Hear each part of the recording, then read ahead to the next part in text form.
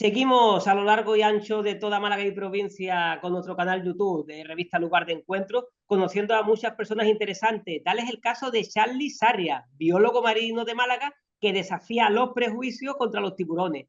Charly, a sus 26 años, es un joven ambientólogo y biólogo marino cuyo propósito desde pequeño ha sido proteger y conservar a los tiburones. Se dedica a la investigación y conservación del slamobranquio, que son tiburones y rayas en España. Es graduado en Ciencias Ambientales en la Universidad de Málaga y ha realizado el máster de Biología Marina, Biodiversidad y Conservación en la Universidad de La Laguna en Tenerife. Además, ha participado en múltiples campañas de cetáceos, ballenas, delfines. Posteriormente, se especializó en la investigación de tiburones y rayas, donde formó junto a dos compañeros de profesión la ONG Condre.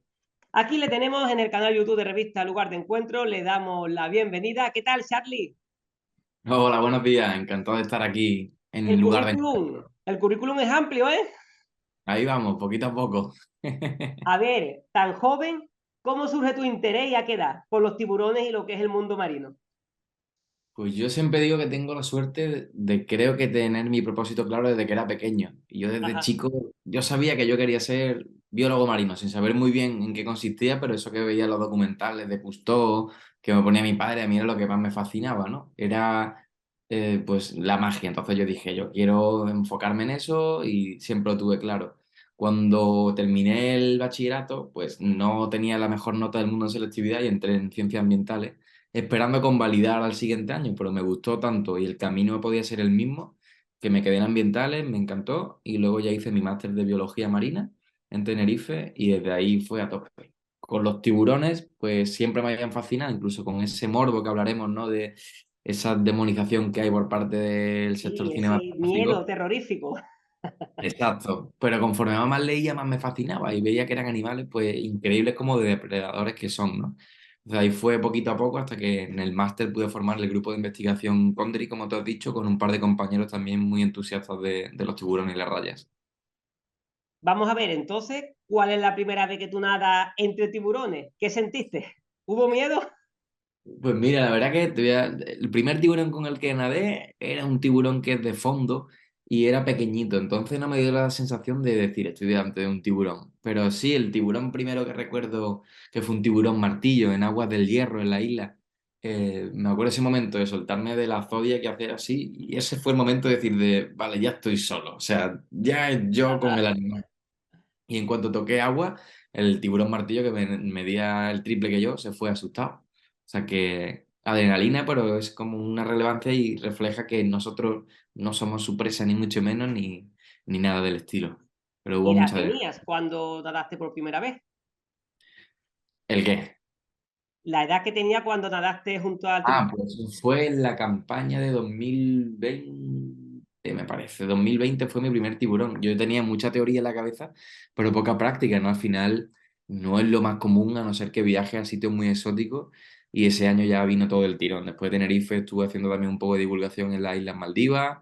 Luego he estado haciendo en Bermeo, en el País Vasco. De hecho, tengo un taller ahora en julio que es con el tiburón azul este que tanto se está viendo en las noticias y me pasaré 3 días seguidos, pues todo el santo día en el mar con ellos y más sitios que me quedan por ver muy guays. España es uno de los países de la Unión Europea que más comercializa con la carne de tiburón. ¿Qué tienes que decir? Pues esto es una Spain is different en toda regla y que al final el tiburón, yo siempre lo digo, es vital que haya tiburones en los ecosistemas porque son los que regulan la red trófica desde arriba, son imprescindibles para que no haya superpoblación de los niveles inferiores, animales enfermos pues son los encargados de depredarlos y son vitales. ¿Qué es lo que pasa? Que España, aunque parezca que siempre acuñamos a Asia y tal, es el principal exportador de carne y de aleta de tiburón en el mundo, está en el top 3. Entonces, al final estamos contribuyendo a un negocio que casi siempre es ilegal, que solo se quiere la aleta de tiburón para un plato casi que es como elitista, un poco como el caviar, por así decirlo, en Asia, y que no tiene ningún fundamento tampoco científico ni nada, porque a veces dicen que es afrodisíaco, todo esto un poco como con lo de los colmillos del elefante o el cuerno del rinoceronte, ¿no? Entonces, al final estamos contribuyendo a la matanza literal de un montón de especies muy sensibles que tardan mucho en reproducirse y tienen pocas crías, todo por el dinero, como siempre, ¿no? ¿Y Entonces, por qué? ¿Por qué crees que no se le brinda la protección que se le debería? porque en teoría o sea, hay protección, ¿no? Hay convenios, hay legislación nacional, El problema surge cuando, por ejemplo, también las cuotas se consideran que son excesivas para mucha gente. La ciencia está también muy politizada, ¿eh? El sector pesquero también tiene científicos que intentan abogar por que se consuma o se pesque lo máximo posible. Al final, las pesquerías son un lobby muy grande. Entonces hay un conflicto de intereses, a veces hay pocos datos de alguna especie porque son muy difíciles de estudiarlas, pero la población a nivel genérico está disminuyendo, sobre todo la tintorera, el tiburón azul es el tiburón más pescado del mundo y en el mar Mediterráneo está en peligro crítico de extinción. Ya no quedan apenas. Entonces, hay que alegrarse cuando se ve un tiburón si llega en buen estado de salud, obviamente, siempre que se vea, ¿no? Entonces es muy importante regularlo bien, porque de hecho hay estudios que dicen que el 50% de capturas no se reportan cuando llegan a puerto. Por lo tanto, ahí ya te está diciendo que hay mucho negocio sumergido y que aprovechan toda esa legalidad o incluso ilegalidades muchas veces para exportar a China de puertos secundarios o intentar pues hacer ese tráfico, ¿no? Charlie, das también charlas para concienciar a todo tipo de público sobre los tiburones y el mundo marino. ¿Cuál es la respuesta habitualmente de la gente ante esta información que les da? ¿Has notado algún cambio en la percepción que tienen las personas sobre los tiburones?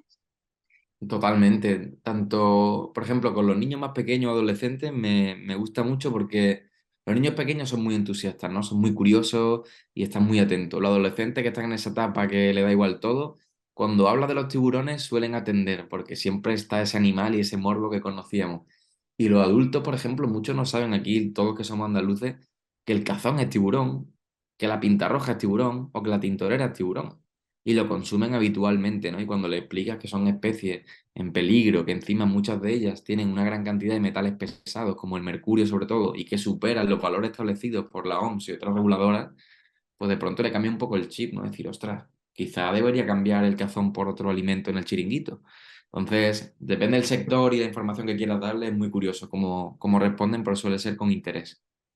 Hay un programa, Blue Ocean Adventure, que enseña y protege a cuidar los océanos. ¿Cómo surgió la idea?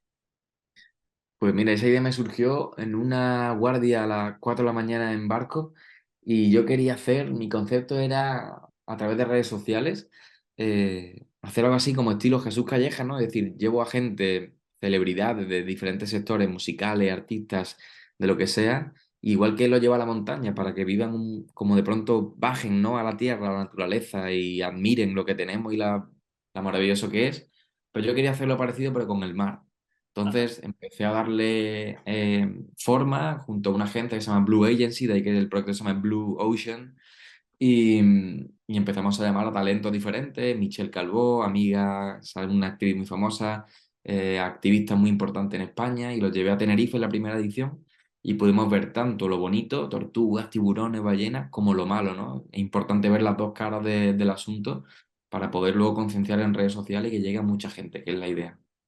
¿Qué estás haciendo en este 2023? ¿Cuáles son tus pasos? Ahora estamos en verano y después llegará el otoño. Cuéntanos. Pues este año ha estado muy enfocado a mi proyecto de investigación junto a mi equipo, a Condric, ampliando financiación, buscando financiación también, que la ciencia no está muy fácil y sobre todo en tiburones ya de por sí es más complicado. Hay que pedir siempre ayudas a diferentes organismos público-privados, especializados en tiburones y tal, saliendo como podemos, proyectos personales con diferentes marcas, colaboraciones en redes sociales.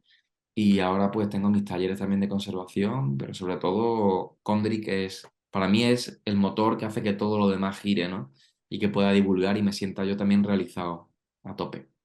¿Cuál es tu visión sobre el futuro de los océanos y la conservación marina? ¿Qué acciones crees que son necesarias para proteger mejor estos ecosistemas marinos y las especies que los habitan, que también es importante? Claro. Pues mira, ahora de hecho el objetivo principal, ¿no? Esto de proteger el 30% del océano para 2030 es el objetivo principal y sobre todo tenemos que actuar ya porque la gente pues no ve que el océano es vida para nosotros, es el oxígeno, es un recurso económico y alimenticio vital para muchos pueblos e islas costeras y que hay que cambiar drásticamente nuestro hábito de consumo y nuestra sobre todo manera de extraer los recursos que nos da el mar, ¿no? De una manera sostenible, es decir, sin comprometer a las generaciones futuras. El problema no es la pesca, sino la sobrepesca, ¿no? Hay ejemplos de lo que se llama el efecto reserva, donde no se pesca y se hacen zonas de exclusión. Todo eso se llama el efecto reserva, es que todo eso crece y desborda, ¿no? Toda esa biomasa. Entonces se puede pescar alrededor, incluso más dinero cómo está la situación ahora mismo, ¿no? De cómo están pescando, que tenemos, ahora mismo tenemos tecnología para esquilmar el mar en un parpadeo, ¿no? Los barcos cada vez son mayores, tienen mayor avance tecnológico y quizás pues, esa pesca local, artesanal, de artes tradicionales y también respetando las zonas de veda, ¿no? De las tallas mínimas, pues es esencial. A veces como un poco la fruta, ¿no? Comer por temporada y ser responsable y consciente, ¿no? ¿Qué consejo nos daría a todas las personas que cuando dicen en la playa, viene un tiburón, nos da pánico? Háblanos, cuéntanos sobre este animal. Pues obviamente yo siempre lo digo, ¿no? No hay que tener miedo, un gran respeto.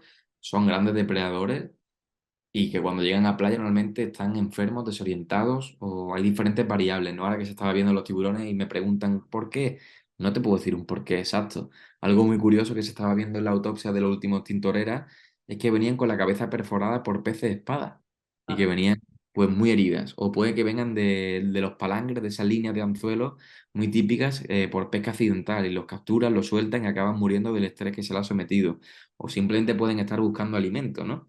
Entonces lo que hay que hacer siempre es, por precaución, podemos salir de la playa. Es igual que cuando vara un cetáceo en la orilla, llamar al 112, autoridad competente y vendrán los expertos necesarios hasta que la playa sea segura o el tiburón se haya ido hacia otro lugar, ¿no? Que estás en el agua y aparece un tiburón, mantener la calma, intentar no chapotear, no hacer movimientos bruscos que puedan simular un pez herido en superficie, intentar mantener un contacto visual, nunca darle la espalda, ¿no? Y cuando puedas, pues salir hacia la embarcación o hacia la orilla pues, cuanto antes, ¿no? Es fácil, sé que suena muy teórico, pero bueno, esas serían las pautas un poco principales. de acuerdo. Por último, como biólogo marino que eres, ¿qué consejo le daría a alguien que esté interesado en seguir tus pasos y dedicarse a la conservación marina? Pues yo le diría que es algo muy pasional, que es muy bonito y también muy sentido, que a veces puede llevarte a, bueno, pues es quebradero de cabeza, impotencia, ansiedad, pero que creo que es muy necesario, que ahora estamos en un punto de inflexión en el que estamos muy desarraigados de la naturaleza, con tanta tecnología y tan poco tiempo en esta sociedad que vivimos, ¿no? De todo ajetreo para allá, para acá, y que hacen falta más personas que podamos dar esa ventana al mar y que la gente vuelva a la naturaleza, que para mí es donde están todas las respuestas a nuestra vida. Dicho queda. Y es verdad que vivimos en un mundo muy acelerado, con mucho estrés, y de vez en cuando hay que hacer un alto en el camino y oír a gente como tú, Charlie Saria, que nos ha acompañado hoy en el canal YouTube de Revista Lugar de Encuentro. Gracias y cualquier otra noticia que vaya saliendo en el futuro, que seguramente será, te escucharemos y sabremos de ti. Cualquier otra información, aquí está nuestro medio de comunicación. Muchas gracias. Muchísimas gracias a vosotros.